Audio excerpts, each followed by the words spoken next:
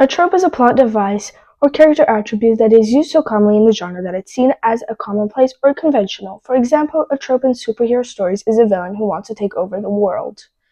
Now, hey bookwormies, welcome back to my channel. Today I'm going to be ranking book tropes. These aren't all of them in the world because, of course, then this video would be forever long. It would take a day for me to film, edit, and all that, but whatever. Anyways, I'm going to be ranking book tropes, and I'm going to start from the bottom up, okay? So, we have quite a lot of tropes, and for the last trope, we have the cheating trope. I despise the cheating trope. Who likes the cheating trope? Because I don't get it. Why would you cheat on somebody you love and then make a romance book talking about that and then, like, I don't know. Like, I'm sorry, I don't want to read a book where you have a loving boyfriend or something and then he cheats on you and then you're like, it's okay. He cheated on me once, that's okay. Like, that boils, that my blood boils just thinking about it because it annoys me that much. And it's just not for me, okay? Not at all. I just hate that kind of trope. You might be like, Romy, just think about it for a second. No, I do not think about it for a second, and whoever likes the cheating trope, I'm sorry, but I don't get you. Also, guys, little something that you should guys know, little trigger warning, is that these are my opinions, and I'm totally fine if you guys don't feel the same way, even though I will get a bit crazy over it, but just so you know, these are my opinions, and it's totally okay if you guys like this. Okay. Now, going above the cheating trope, we have insta-love. The opposite of slow burn. And I hate insta-love. For me, insta-love is just like, what's the point of the book then? You fall in love instantly, so then what's the whole book? Just you guys going through normal life? Unless if I purely love the couple, I'm not gonna want to read it. And chances are, not many times do I love the characters, the couple, so much that I would do that for them. And especially if it's like the first book and I just meet them and they're already in love and they're already together and I'm like, okay, so where is this gonna go? Like, I don't get it. Okay, next above that we have one night stand. I don't know how I should feel about a one night stand because it's just so random. You're with this guy for one night and then he just leaves you and that's it. And I'm like, okay, so what's the whole point of this book? Like, I don't really get it. Sometimes it's kind of annoying, but if it's done well, I'll be happy with it no matter what. But honestly, it really does depend because, I don't know. It just is weird, like the whole one night stand. Okay, next above that, we have the accidental pregnancy. You might be like, why isn't the accidental pregnancy farther down? And that's because I feel like, yeah, accidental pregnancy is kind of annoying, and sometimes it's just like, the whole point of the book is to see the romance, not that. Like, I feel like that's not what I signed up for. But then at the same time, I feel like if it's done well, these books can truly show, like, the struggle that some people go through during that time, and since it's accidental, it's like, oh god. Like, you have to go through a lot, and I feel like if it's done well, then I'll be happy with it. But thing is, the chances are slim that somebody's gonna write it perfectly exactly how I would want it to be portrayed as, and that's totally fine, but it's not truly my favorite either. Next on top of that, we have holiday romance. You guys might be like, what the heck, why would I I don't know. Why would I put holiday romance so low on the list? And that's because I feel like it's so just random. Like, I don't get how such a random book can just be like, I don't know. I don't get it, okay? And honestly, it's just not for me. Not at all. It just feels like so lovey-dovey and so just cliche and so stupid, and I don't know, I just don't love a holiday romance. I do still try to go for the holiday romances when it's time of the year. Like, I'm gonna make it probably maybe a December, reading Christmas books in December, and yeah, for that time, but I don't know, I just feel like it's kind of cliche and it's not really my vibe.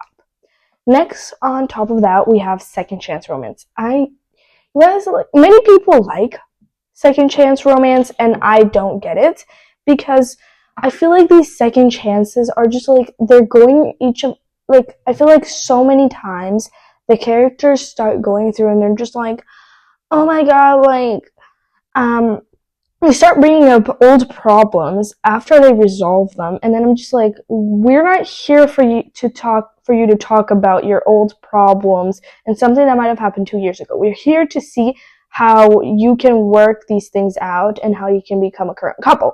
And I feel like sometimes second chances can just be so annoying, so I'm just like, no, not for me. Next, above that, we have best friend's brother/sister. It just feels weird. Like, imagine right now, you have a best friend, right? Probably, maybe some of you guys have. And then she or he has a brother or a sister.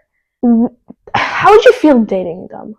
I don't know. It just feels really, really weird for me to think about it that way, especially thinking like one of my best friend's brother or sister. I'm just like, that feels weird. I don't know. And then it could kind of screw with your relationship with the best friend, especially if you're like not telling them about it. And I don't know. It's just not my favorite trope personally, but totally okay if somebody else likes it. Then above that, I have age gap. Some people really hate age gaps, and I totally don't mind that because it is kind of weird also.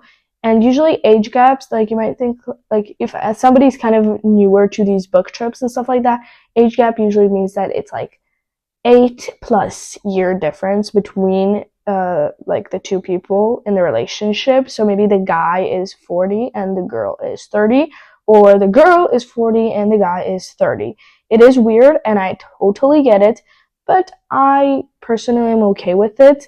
And if it's done right, it can sometimes be cool to see just how it goes through. Like, I read a Abby Jimenez book where there was a big difference. They had like 11-year difference. The girl was older, but for some reason it was still enjoyable. Like, I didn't hate it. I didn't want to throw my phone across the room, at least not for that reason. So I feel like if it's done right and if I like the characters, it could totally work out. Next above that is a fake relationship. You might be like, why isn't the fake relationship probably higher up in the list? Well, honestly, it's because, I don't know, I just feel kind of weird. Like, every time you're lying about a relationship, unless if you have a really good reason towards why that's happening, I just don't really love it. I'm just like, I'd rather you be together or don't be together and tell people. Like, I don't know. The fake relationship thing is just kind of weird for me, but sometimes it is fun to see how they're trying to get revenge on their ex by that, but it's also sometimes kind of petty. So, I don't know. I don't know how I feel about it. But yeah, that's the end of that one. Next, we have the marriage pact. The marriage pact, like, I don't know. I haven't really read that many of those kind of books, so I don't know that much about it to be able to really give a review on it. But by what I've heard about it, it sounds pretty cool, and it could sometimes be fun to see how it works out. So I think I would totally could try to read a book and recommend guys in the comments below for a book like that, because I don't feel like I've read any, or if I have, then I didn't really notice that. Next, on top of that, we have blind dates. Blind dates, I'm also kind of confused on how a trope is a blind date, but also I feel like it could totally work out. Like, you just meet somebody, like a random guy, and somehow it works out. You find the guy for you. Like, maybe you went through like many different like maybe the book goes through many hilarious different stories about how she went through many blind dates or he went through many blind dates, and at some point they just found the one, and it was just so random, or maybe like their parents set them up, and then they're like, no freaking way are we ever gonna get together because it's just weird, and then it just works out. And then I'm like I feel like it could be a good story if it's written well. Anything can be a good story, but some of them are just better not. And then on top of that, we have Stuck Together. Stuck Together. So I feel like this could totally work. This is kind of like forced proximity, honestly, which I don't. Yeah, this is Stuck Together, like forced proximity, and I feel like it's really cool. Though sometimes it could be like an awkward situation, because like, what if like that forced proximity is with like this random dude, like I don't know, like, I don't know. It just feels weird, but at the same time, I feel like if they don't make it seem awkward, it could work out really well. I've read a few books probably with a bit of the forced proximity, but the style of the forced proximity was usually one bed, and it was kind of funny. So I feel like I like the book, and this is like this trope is nice, and this is like the 12th on my ranking, so I feel like that's pretty good, high up. And there's many tropes, so like I feel like we did pretty well. Then we have a good girl slash bad boy, and I don't know. I feel like also here I haven't read that many, but just by hearing so many about it and just by the thought of it, I feel like it would be a good kind of story plot. And it does kind of show how the good girl gets the bad boy to be a bit nicer to her, and then you're like, I'm rooting for you, and like I totally get that. So I feel like that would be a really, really good trope. And then secret identity. Secret identity, I feel like it's not the best because it's like you're lying to somebody. Yeah, I get it, but like because then there's like this big falling out where they're like, you didn't tell me you were the prince, or whatever their secret identity is, and you're like, oh my god, so like this whole time you were lying to me, this whole time I thought you were a beggar or something like that. And I'm just like, sometimes it just kind of annoys me, and I don't get why the author would do that to me. And I don't know, it's just not my favorite thing ever to see. But I don't know, if they don't do that whole, oh my god, I couldn't believe that you were this horrible person, that you were I don't know, my bodyguard, but you were acting pretend and becoming my boyfriend. Like, I don't get that. Like, I don't know. It just feels a bit weird sometimes. Then pen pals. Pen pals is really, really sweet. You might be like, well, then why isn't it higher in the list and not 9th? Well, I don't know. It's just like I have many like tropes that I really like to see, specifically in fantasy books. Romance books, I only like a few specific ones because sometimes they just are annoying. But pen pals sometimes is so sweet. Like, and I read a book like that, which was The Last Letter, and it started off as pen pals, and I really loved it. But thing is that at some point, they're like, maybe one person finds out that that other person is a pen pal, but then they don't tell them, and I'm just like, why wouldn't you tell them? I feel like it would be cool, it would be cute. And then there's this whole falling out just because you couldn't tell her that you were the same person. And then you're like, I don't know, it depends honestly, but pen pals is also really, really sweet, and it is a very cute way of like sending letters to each other, and then you like somebody you haven't ever met, and then you somehow fall in love with them, and you know everything about them, even though you've never met each other in real life. And then on top of that, we have the golden retriever boyfriend. I like that trope, but thing is that I don't really get it. Like, I guess it's like acts of service, but sometimes it's also the bare minimum that he does, and then people call it a golden retriever boyfriend, and I'm just like, he literally just got you water when you were thirsty, and you guys call him an acts of service guy. I don't know, but sometimes I feel like it's good, but I haven't read enough golden retriever boyfriend books to know how much, if I like my full-on love for it. But I just felt like it would be weird if I put it low on the list just because I haven't ever really read many books about it. Now, going up, we have in 7th place, Love Triangle. Many people hate love triangles, and I feel like for a long time I've loved them. But like since then I've met so many new tropes that it's kind of lowered on my scale. But I feel like love triangles can sometimes be messy, but at the same time they're fun to see how it ends up. Even though sometimes a love triangle, it's really obvious who the person's going to end up with, sometimes it isn't. And it's fun to see how it just also the main character tries to go through the motions. But at the same time, if like the love triangle is more like a love line because you already know who she's going to end up with, and you're like, girl, just see it. Open your eyes and notice it. That's when it gets annoying. And that's why the love triangle is only 7th and not higher up. Because at that time, when I was a lover of love triangles, I only read like one series and I was just like, I already know who she's going to end up with, but I still like really like the story itself. So I thought that I really liked love triangles. I don't know. Anyways, continuing to 6th place, Opposites Attract. I feel like Opposites Attract is such like a cool, like, idea of how like two totally different people can connect. Like to like somebody, you don't need to have somebody that's loves the same things as yours, because sometimes they're going to be boring. But if they like different things than you do, then it's like a whole other idea, and it's really fun to do. I don't know, I just really like that kind of style. And then on top of that, we have arranged marriage. Arranged marriages are so funny sometimes to watch, just like how they're like, oh my god, like maybe like they hate each other, but then they're forced into an arranged marriage, and then they just have to like pretend that they're okay with it, and then maybe one person is just trying to avoid them, but it's just so funny sometimes. And then like the fact that you're always rooting for them, and you're just like, guys, see that it's not even an arranged marriage because you would want to be together. But sometimes it does a bit screw with a relationship, but I feel like it's still a cute trope. And I totally want more arranged marriage books that are like good, like for sure. Then above that, we have friends to lovers. And guys, I love friends to lovers. And I feel like many people do. Like, I don't feel like it's an overhyped trope, but it is a very, very good trope. Because like seeing like maybe it's like childhood friends, and then you later learn that you loved each other. It's really cute. But you might be like, then why isn't it higher up in the list, Romy?